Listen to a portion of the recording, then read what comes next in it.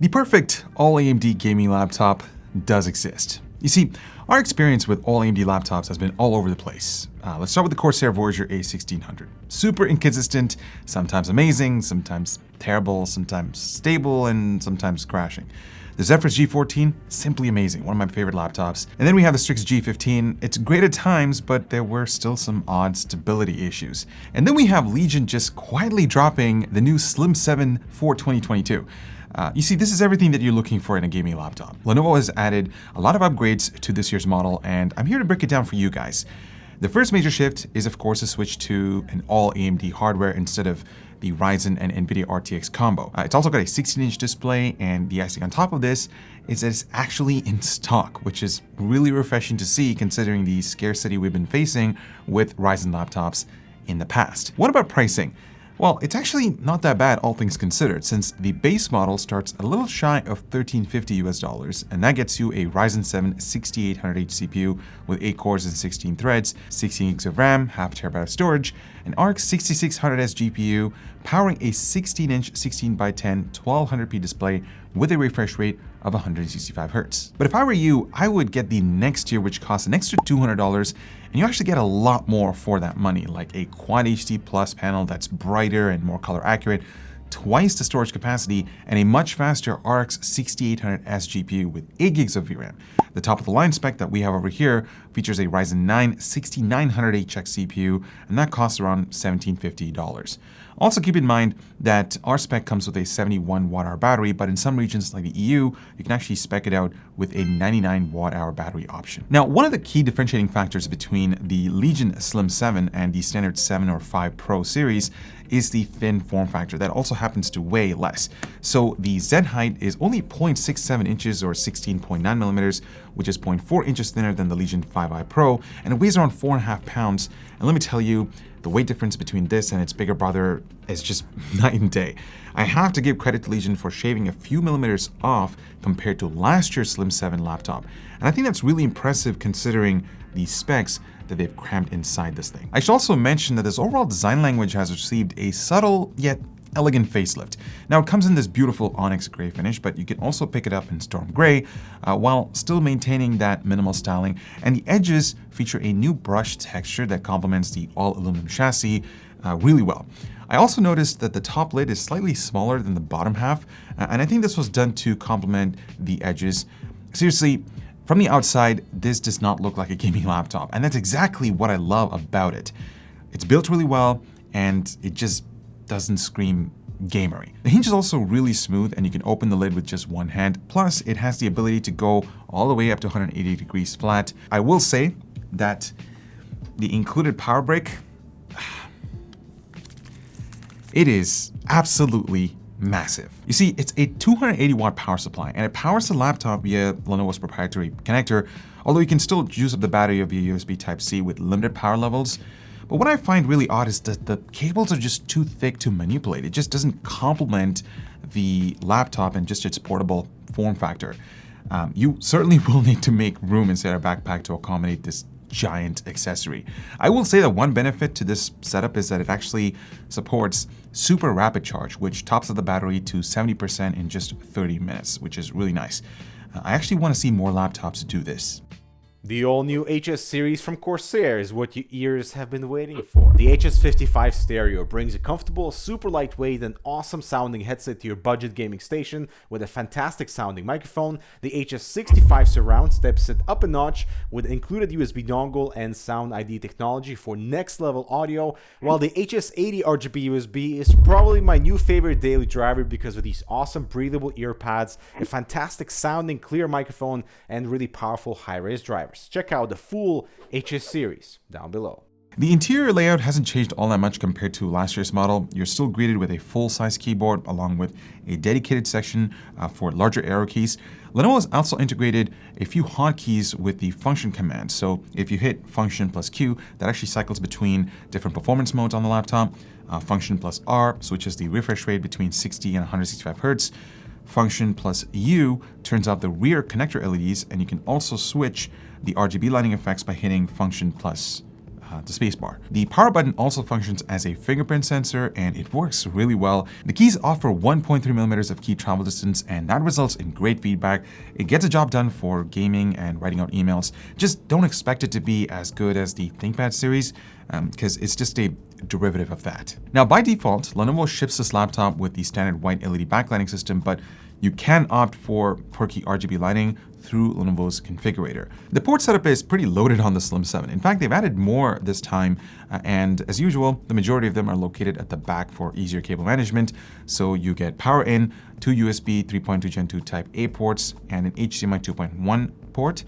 Towards the left-hand side, you'll find 2 USB 3.2 Gen 2 Type C ports with DisplayPort pass-through and power delivery up to 135 watts. And on the right-hand side, there's audio jack, an e-shutter switch that works with webcam, and a full-size SD card reader. Now, this is great for content creators, but keep in mind that it's not a fast one. It actually took me a while to transfer 4K footage from my USR, so yeah, just keep that in mind if you plan to pick this up for video editing and things like that. This is what the webcam looks like on the new Lenovo Legion Slim 7. Now, one of the things that I noticed right away compared to the previous generation is the massive improvement in terms of clarity, because Lenovo has upgraded the sensor from 720p to 1080p. So you can actually notice that. The microphone sounds really good too. Another upgrade to the webcam is that they've switched from a manual cover right above the sensor to an e-shutter switch that disables the webcam from a hardware standpoint. So I think it's a fantastic security, or it's a fantastic feature for those who value privacy. The speakers are average, but I expected that given its placement at the bottom. The trebles sometimes sound too harsh. It actually lacks overall output. It's very muted. There's absolutely no bass response. Honestly, I was hoping some sort of improvement in this area, but it looks like they just took the old setup from the Slim 7 from last year and just slapped it onto the newer chassis and just call it a day. It's a bit disappointing. The display, on the other hand, has expanded to a 16:10 aspect ratio compared to 16:9 on last year's sample, so there is more room to fill up the screen with content. They still managed to maintain that fluid 165Hz refresh rate, and it's been awesome to game on, guys. Now, with the shift to a Radeon GPU, you do lose the G-Sync feature, but don't worry, AMD's FreeSync tech is just as good to give you that smooth and immersive gaming experience. The color gamut on this panel is also still the same compared to last year, with 100% sRGB, 76% Adobe RGB, and 77% P3. But I think the biggest difference that I noticed right away when I opened this laptop was the brightness levels. Our sample was able to sustain a peak level of over 533 nits, which is exactly what you get with the 5i Pro and the 7 series. Legion laptops have always boasted some of the highest brightness levels, so you can confidently take this thing outdoors. When you get under the hood, you have instant access to a single RAM slot, which is already populated on my sample, but keep in mind that 8 GB is on board, so the maximum supported memory is 24 GB. Now, for some reason, Legion did eliminate the onboard 16 GB option, so you can't go all the way up to 32 gigs like last year. So that's a bit of a bummer. On the flip side of that coin, the primary NVMe SSD has received a massive improvement in terms of read and write performance.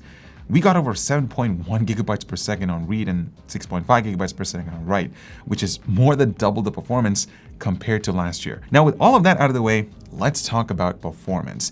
I'm going to kick things off with the way how the Ryzen 9 6900HX CPU behaves. And honestly, the cooling system Lenovo has managed to cram into the Slim 7 does really well keeping temperatures down, at least balanced and quiet modes. Performance, on the other hand, allows the processor to go all out right up to the chip's maximum of 100 degrees. On the other hand, the RX 6800S doesn't see any performance drop-off in gaming, with both performance and balance modes giving you identical power and clock speeds. The only thing that performance mode gives you is a bit lower temperatures, but a lot higher noise levels. Personally, for gaming, I'd stick to balance mode. All right, so let's move on to battery life, which has always been a strength of AMD laptops, and it still is. I mean, these are incredible results considering the Slim only has a 71 watt-hour battery. This is actually one of the better results we've seen with Windows 11 actually, but it's nowhere near the times we used to get on AMD laptops running Windows 10. Just don't expect any gaming laptop, including this one, to last all that long when you put it under a heavier workload. But in all honesty, just getting over an hour and a half is one of the better results I've seen. So that sets the stage for the benchmarks. And from this point forward, we're actually going to be doing things a little bit differently. You see, in the past, we set a threshold of 50 decibels for our testing and didn't run the laptops in any performance mode that went above that because, well, it was just too loud. But a lot of you guys were requesting that we show exactly what these things can do when running things all out, regardless of noise. So for the Slim 7, we're adding both balanced and performance modes into the benchmarks. So let's start off with Cinebench, and right away you can tell the extra wattage and higher clocks in performance mode has some noticeable benefits over balance mode. But there's also a law of diminishing returns here too, that you'll see repeated, since an almost 50% power increase only gets you about 10% more performance. Meanwhile, in single-core benchmarks, there's not one iota of a difference between the two modes. Overall though, when you take the price and super compact footprint into account, the Slim 7 gets super competitive results even against Intel laptops that cost a heck of a lot more. But this also raises a good point about why Legion's pricing this thing so aggressively, because AMD's highest-end mobile CPU running all out at 83 watts can't compete against a 12700H running at lower wattage. And sure, while Alder Lake is terrible for battery life, it is an amazing architecture for full-core workloads like this. DaVinci Resolve's performance is right in line with our expectations too. Actually, it's pretty impressive when you take into account the Voyager, even though it's now $500 off. It still costs more than the Slim 7, and that makes a huge win for Legion. Premiere Pro sees the Slim 7 slip up a bit, and that's because it might be using AMD's best mobile CPU, but the GPU is based on a much lower-end core. And speaking of that lower-end core, I think I need to expand that on a little bit, since it feels like a bit of a bait and switch by AMD, because the actual RX 6800M and RX 6850M XT are based on the Navi 22 core. Even the RX 6700M uses that core. The 6800S on this laptop uses the Navi 23 core, and it gets a lot less cores, lower clock speeds, and less memory. It's actually worse than the 6650M XT on paper. The only thing it benefits from is a lower overall power envelope. But power is king in laptops. And remember, Lenovo's running this thing at 90 watts, which is as high or higher than a lot of other gaming laptops with higher-end GPUs. And guess what that means? The Slim 7 can easily compete with some of the fastest gaming laptops we've tested, even though it technically has a slower GPU.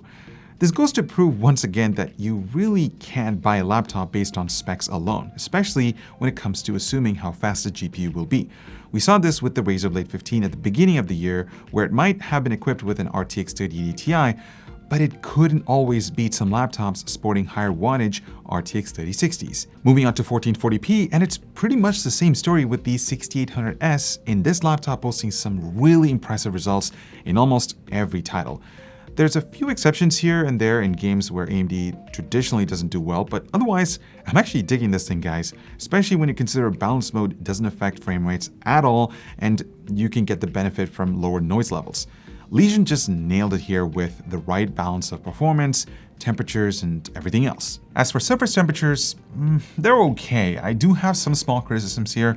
While the vents on the back do exhaust some of the heat, most of it is blasted to the sides, and that tends to warm up your mouse hand while gaming. The bottom section also ran noticeably warmer than last year's model under gaming workload, so it's something to keep an eye out for. At the end of the day, the best laptop doesn't have to be the absolute fastest. Not at all. It's actually the one that gives you great performance and an even better overall user experience. And that's exactly what the Slim 7 does. The minimal styling is by far the best you can find. The display is big, bright, and fast. The performance is pretty impressive, but I think the surface temperatures could use a little bit more work. You know, it's almost sad because this is exactly what the Corsair Voyager should have been in the first place, but I think Legion just hit a home run with the Slim 7. On that note, thank you so much for watching. I'm Ibor with hardwarecanucks, and I'll talk to you guys in the next one. Oh, and spend responsibly, my friends.